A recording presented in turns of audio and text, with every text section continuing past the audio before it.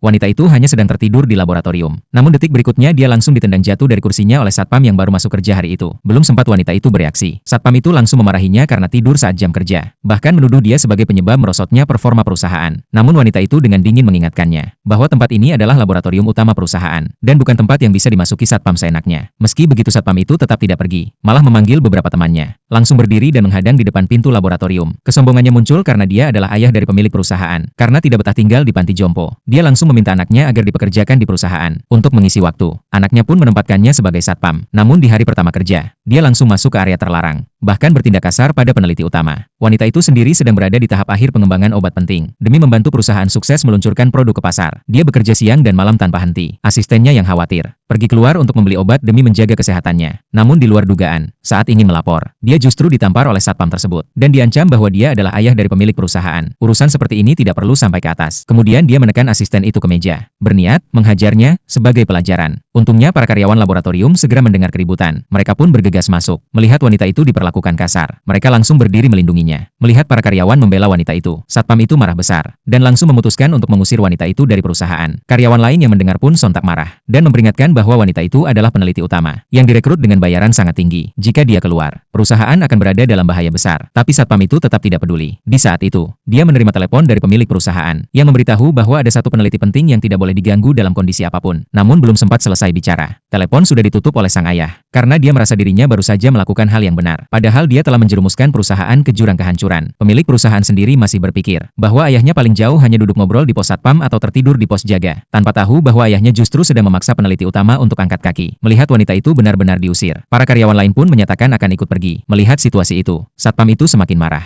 Karena takut wanita itu akan membujuk para karyawan, dia langsung menarik salah satu dari mereka dan memukulinya di depan semua orang. Tujuannya untuk menakut-nakuti yang lain. Melihat reaksi karyawan yang mulai melawan, satpam itu malah semakin sombong. Namun dalam kemarahannya, dia tanpa sengaja menekan tombol merah darurat. Laboratorium langsung mengeluarkan alarm, dan gas klorin beracun mulai bocor ke ruangan. Pemilik perusahaan yang mendapat kabar segera kembali ke kantor. Saat itu wanita itu langsung sadar bahwa gas yang bocor sangat mematikan. Namun yang paling berharga di dalam ruangan itu adalah hasil penelitian timnya selama bertahun-tahun. Jika tercemar, maka semua hasil kerja keras akan sia-sia. Tanpa ragu sedikit pun, dia langsung memakai pakaian pelindung dan masuk ke dalam. Para karyawan mencoba menghentikannya, meminta dia memikirkan keselamatan diri sendiri. Namun di sisi lain, satpam itu justru tersenyum aneh saat mendengarnya.